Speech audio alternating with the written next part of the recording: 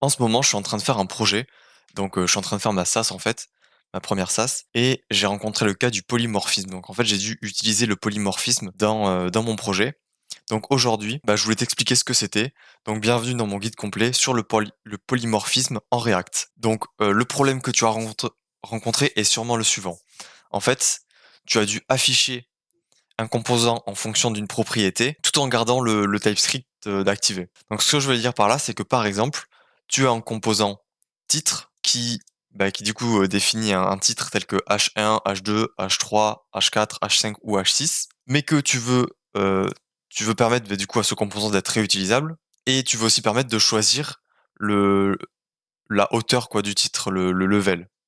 Donc pour ça, en fait, tu vas utiliser une propriété heading level, et en fait, la chaîne de caractères, donc c'est-à-dire la hauteur du titre comme H1, H2 ou H3, et ben en fait, TypeScript va le comprendre. Donc là, dans l'exemple, ça donne cet exemple-là, ce résultat-là, et c'est aujourd'hui ce que je vais, en fait, c'est ce que je vais te montrer aujourd'hui. Du coup, c'est euh, c'est un peu ce qu'on va faire. Mais comme je l'ai dit, du coup, l'idée c'est d'afficher un composant en fonction d'une propriété. Donc là, on a affiché ça et ça en fonction de ce qu'on a mis là. Donc aujourd'hui, je vais t'apprendre à faire du polymorphisme en React. Mais avant, je me présente, moi je suis Clément Touzé, et mon but est de t'apprendre le React plus facilement et plus rapidement. Si en ce moment tu es perdu pour apprendre le React, eh bien ça tombe bien parce que je propose un accompagnement personnalisé de 30 jours où je vais t'aider et te guider pour apprendre le React. Et dans cette offre, je te guiderai tout au long de ces 30 jours. Donc si tu es intéressé, clique sur le premier lien dans la description. Donc voici le plan pour la vidéo d'aujourd'hui. On va d'abord voir les explications du polymorphisme en général, parce que je pense que c'est important de comprendre comment fonctionne le polymorphisme de base. Et ensuite, je vais vous montrer un projet avec deux exemples. Évidemment, tout le code sera disponible sur mon GitHub. Pareil, le lien est dans la description. Donc, le polymorphisme de base, dans la programmation orientée objet, se schématise comme ceci. On va avoir une classe qui va être abstraite, et on va avoir d'autres classes qui héritent de cette classe abstraite. Ça permettra en fait, donc dans mon cas ici, carré va hériter de forme. Et c'est pareil pour cercle. Et en fait, ça va forcer ces deux classes à implémenter la fonction ici périmètre, qui du coup va me retourner le périmètre. Et en fait, le fait d'avoir du polymorphisme va permettre de définir une fonction périmètre dans chacune des deux classes et faire en sorte que les deux fonctions retournent un résultat différent en fonction, en fonction du coup de la classe qu'on aura définie dans notre variable. Donc ça veut dire que si tu as une variable qui est une instance de carré qui appelle périmètre, ça va retourner la hauteur du carré fois 3. Oui, alors là j'ai mis côté, mais imagine que c'est hauteur. Et si c'est un cercle, quand tu appelleras la fonction périmètre d'une instance de cercle, alors tu retourneras, non, je me suis trompé ici, la formule c'est fois rayon, mais du coup tu retourneras 2pi fois rayon. Donc maintenant je vais te montrer un exemple en TypeScript, donc avec du JavaScript, de comment fonctionne la programmation orientée objet. Donc je vais me rendre sur ce TypeScript Playground, et comme tu peux le voir ici, j'ai déjà écrit quelques trucs. En fait, j'ai déjà écrit tout ce qu'il faut, et je vais t'expliquer maintenant en fonction du schéma qu'on a vu juste avant, c'est-à-dire en fonction de ce schéma-là, comment fonctionne, euh, le polymorphisme. Donc voilà, donc là on a la classe abstraite qui est forme, qui définit une fonction périmètre, et ensuite on va avoir deux autres classes, à savoir carré et cercle, qui héritent de la classe forme. Et forme, du coup, comme on l'a vu, c'est une classe abstraite. Et donc là, ça veut dire que carré, ainsi que forme, ainsi que cercle plutôt, doivent implémenter la fonction périmètre. Et s'ils ne l'implémentent pas, alors TypeScript me renverra une erreur. Et c'est exactement ce qui se passe là. En fait, l'erreur qui est renvoyée ici me dit que carré n'implémente pas tous les membres de forme, parce que forme est une classe abstraite. Et en fait, en effet, on peut voir que j'ai défini un membre auteur, donc une variable hauteur de la classe carré, ainsi que le constructeur, mais la classe périmètre est en paramètre, en commentaire plutôt. Et maintenant, dès que je vais enlever les commentaires, et ben en fait, je vais plus avoir d'erreur sur ma classe carré, parce que la classe périmètre est définie correctement. Maintenant, c'est la même chose dans la classe carré, donc je vais pouvoir faire ça. Voilà, donc ça m'enlève les erreurs. Et maintenant, pour les utiliser, comme je l'ai dit, quand on va appeler la fonction périmètre d'une instance de cercle, ça va renvoyer ce résultat-là. Et si on appelle la fonction périmètre d'une instance de classe carré, alors ça va retourner ce résultat-là. Donc c'est exactement ce que j'ai fait ici. Donc t'inquiète pas, je vais détailler. Donc attention, le cas d'instancier une nouvelle variable de la classe forme est impossible parce que forme est abstrait. Maintenant pour la classe carré, je vais te montrer l'exemple avec la classe carré. Donc la ligne 31, je définis une variable mon carré qui prend la valeur d'une nouvelle instance de carré. 2 entre parenthèses permet de définir la hauteur du carré. Donc c'est grâce au constructeur ici, hauteur number et 10.hauteur égale hauteur. Ça me permet de définir la variable hauteur d'une instance de la classe carré. Et ensuite, quand je vais faire mon carré.périmètre, périmètre, la fonction périmètre qui va être exécutée sera celle-là, donc celle de la classe carré. Et ça va me retourner la hauteur définie dans le constructeur x 4, à savoir 8. Donc c'est ce qui est affiché ici, on fera un test juste après. Et donc je fais la même chose pour cercle. Je définis la variable mon cercle qui est une instance de cercle, qui aura comme rayon 10. Ensuite, j'appelle la fonction périmètre et je récupère le résultat dans mon cercle périmètre, puis je l'affiche dans un console log. Maintenant, quand j'exécute ce script, on peut voir qu'on a deux console log qui se font, à savoir périmètre du carré qui est égal à 8, donc comme on l'a mis là, 2 fois 4 est égal à 8. Et ensuite, pour le cercle, ça va être le calcul de 10 fois 2 fois 3,14. Donc j'ai arrondi pour pi, c'est environ. Et ça va me retourner du coup le résultat du périmètre du cercle. Voilà, donc ça c'était du polymorphisme avec la programmation orientée objet en TypeScript. Maintenant, en React, c'est un petit peu différent. Parce qu'en fait, en React, tu vas vouloir afficher des résultats en fonction du type de données du coup que tu auras passé en paramètre.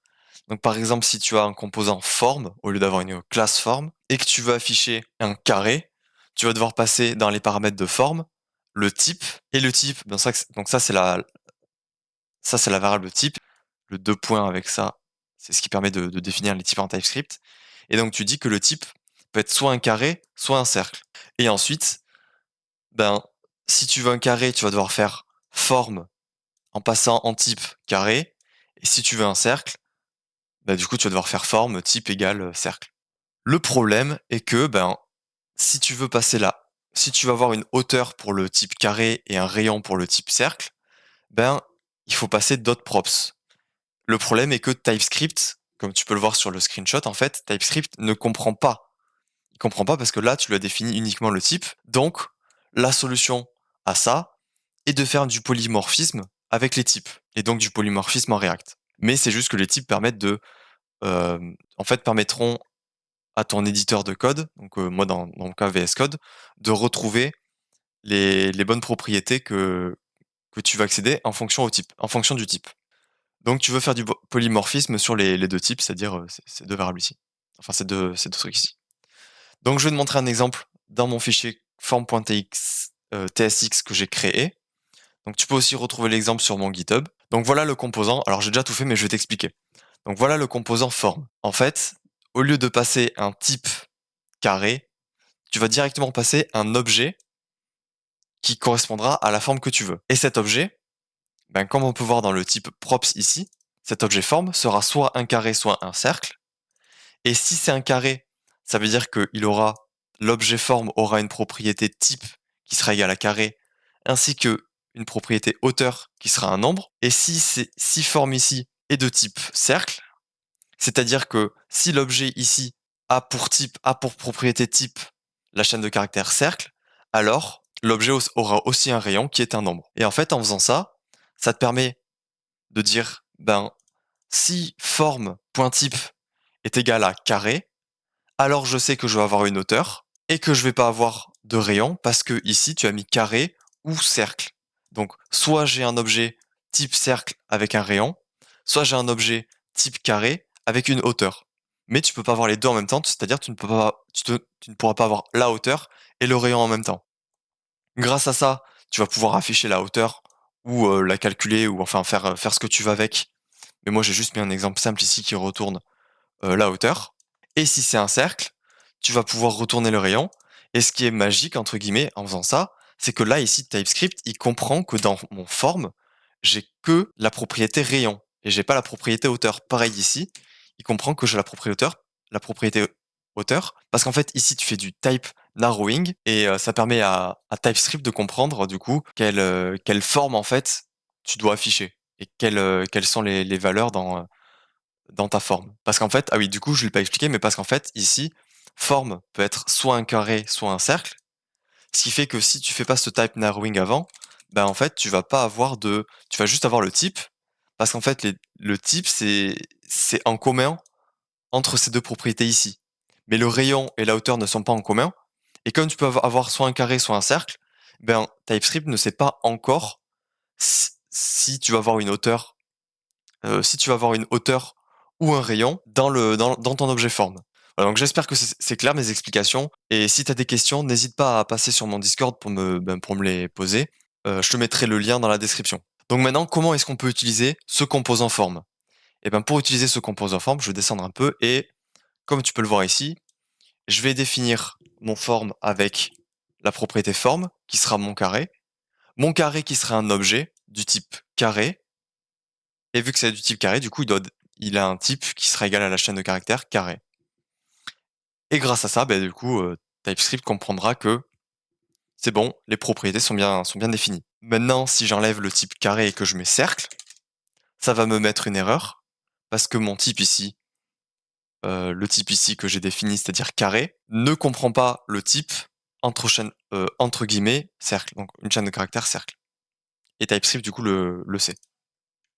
Donc je suis obligé de mettre carré si mon type est carré. Voilà pour l'exemple du polymorphisme en React. Maintenant, on va pouvoir passer aux deux projets. Donc j'ai fait en premier un projet simple et ensuite un projet un peu plus complexe. Dans le premier projet, enfin dans le premier exemple, on va voir comment faire du polymorphisme sur les titres, donc H1, H2, H3. Et dans l'exemple complexe, on va voir comment faire un, un form builder pour que tu comprennes un peu plus de manière un peu plus poussée le polymorphisme en React. Donc je suis dans le fichier app.tsx de mon application et pour l'instant j'ai juste le composant simple example et voici ce que ça affiche. Donc ça affiche juste titre 2 en rouge parce que quand je regarde mon exemple, enfin mon composant simple example, on peut voir que j'ai 3 fois le composant, enfin la balise H2 avec du style red. Maintenant, qu'est-ce qui se passe si tu veux réutiliser ce composant? Ben, tu vas en faire un composant, par exemple, euh, titre 2. Mais comment tu fais si ben, tu as besoin de changer le titre par du H1, par exemple? Ben, tu te dis, ben, en fait, tu peux pas. Donc, c'est dans ce cas-là que le polymorphisme intervient. Donc, dans mon cas, je vais définir un composant titre, ou plutôt title. Ce title devra prendre ben, en propriété un type. Le type qui sera par exemple H1, H2 ou H3. Et ça me permettra du coup de définir ben, le titre, enfin ouais, quelle balise de titre devra être utilisée pour afficher le texte ici. Donc pour cela, je vais me rendre dans le composant title que j'ai fait juste là, et je vais t'expliquer un peu ce que j'ai fait.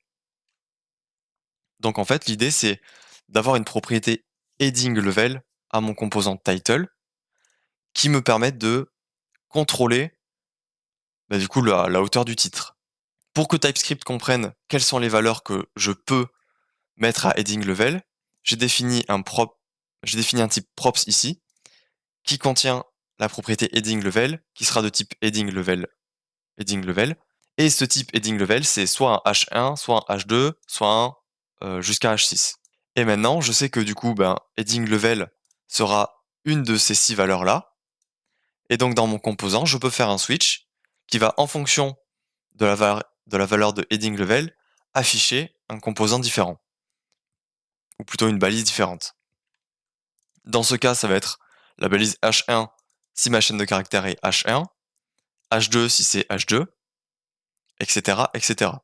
Ce qui fait que maintenant, je peux importer ce composant title, et si je refais du début, et maintenant, si je fais CTRL espace, on peut voir que j'ai la propriété heading level qui apparaît, et que quand je fais CTRL espace dans cette chaîne de caractères de heading level, on peut voir directement tous les types possibles de mon title que je peux afficher. Donc, je peux afficher un H3, H4, etc., etc.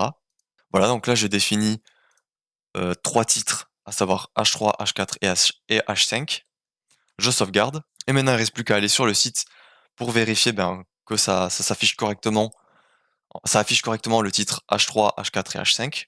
Et voilà, on peut voir que les titres sont de hauteurs différentes. Donc maintenant, je vais passer au deuxième exemple, qui lui est un petit peu plus complexe et qui parle de form builder, c'est-à-dire d'une application qui te permet par exemple de construire des formulaires.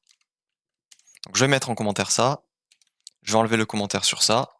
Voilà, donc là, form builder, voici à quoi ça ressemble l'application de base, on n'a rien. Je vais me rendre dans mon composant complexe example, et comme tu peux voir, du coup, j'ai le composant form builder, et ce composant form builder, du coup, devra me permettre, du coup, d'afficher des formes, parce que c'est le principe du form builder, c'est d'afficher des formes que tu veux dans ton formulaire. Et donc la logique que j'ai décidé d'utiliser pour ce formulaire est d'avoir un état qui sera une liste d'éléments, et chacun de ces éléments seront un des éléments possibles pour ton form builder, donc pour ton formulaire finalement. Et comme tu peux le voir juste ici, j'ai défini le type form element type à un objet ayant comme propriété id qui est un nombre, et un de ces trois objets, c'est-à-dire soit une checkbox, soit un input, soit un type. Donc ce que ça signifie, c'est que chacun des éléments dans ton formulaire sera soit de type checkbox, soit de type input, soit de type button. Et en plus, chacun de ces éléments devra définir obligatoirement un ID qui sera un nombre. Imagine que tu décides que ton form builder comprenne un input ayant pour placeholder test. Ça va se définir sous cette façon. Tu auras une liste avec un objet ayant un identifiant, parce que le type form element type définit obligatoirement des identifiants. Element type égale input et placeholder égale test. Et en fait, là, TypeScript sait que j'ai un placeholder parce que j'ai fait du polymorphisme dans mes types juste au-dessus. Donc, c'est-à-dire quand je remonte et que cette fois je regarde la définition de ces trois types ici, je peux voir que chacun de ces types définit un élément précis. Et pour chacun de ces types, ils ont aussi une propriété différente. Donc pour le type qui aura comme propriété élément qui est égal à input, je sais que j'aurai un placeholder qui sera de type string. Ce qui signifie que TypeScript, quand je mettrai element de point input, il saura que l'objet ici devra forcément contenir un placeholder pour l'input. Maintenant, définissons un deuxième objet. On va mettre en id 1. On va dire élément de point entre parenthèses. Du coup là, grâce à TypeScript et grâce au polymorphisme qu'on a fait avec les types juste avant, on peut définir on peut choisir directement quel type on veut. Donc je vais dire checkbox. Et là, toujours grâce à TypeScript, quand je fais CTRL espace, on peut voir que ça m'affiche la propriété de label, donc que mon objet devra contenir un label. Et là, on va dire j'accepte les emails.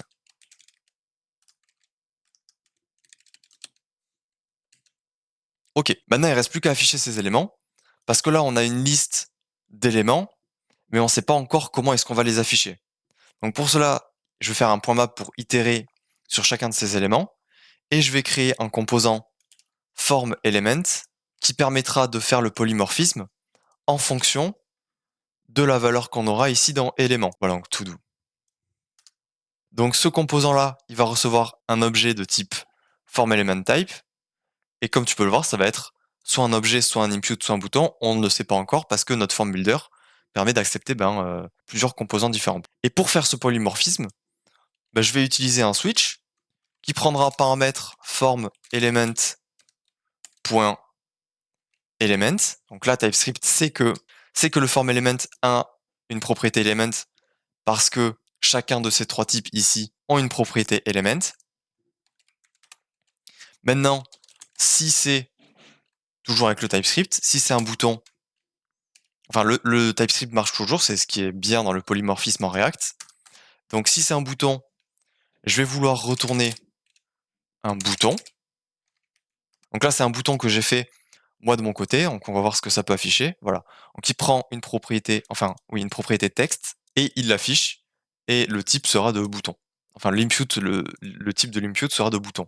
Donc je vais lui passer du coup la propriété texte, et pour passer la propriété texte, on va le prendre depuis l'objet formElement, qui a en effet bel et bien une propriété texte, parce que ici, j'ai fait du type narrowing avec TypeScript sur mon objet formElement. Et donc, ça signifie qu'en fait, sur le type global formElementType, en fait, j'ai sélectionné précisément le type buttonType. Et donc, j'ai accès à la propriété texte. Je vais faire la même chose pour les deux autres cas. Donc, case, maintenant, il me reste plus que deux cas, c'est-à-dire checkbox, return, checkbox, qui prend un label. Cette fois, j'ai décidé de l'appeler label. Et le label, ça va être mon formElement. Alors, pas comme ça. Point. Mais du coup, le label, ok. Et le dernier cas, impute, return, impute. C'est toujours un composant que j'ai fait à la main, je vais te le montrer juste après. Et il définit lui un placeholder. Placeholder qui sera égal à formElement.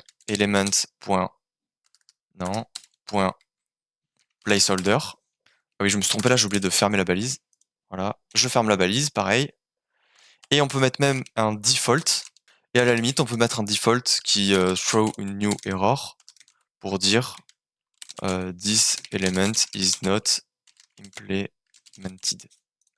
Normalement, grâce à TypeScript, ça ne devrait jamais être exécuté ça, parce que tu auras une erreur TypeScript au moment de la compilation de ton projet, mais on peut le mettre en cas où.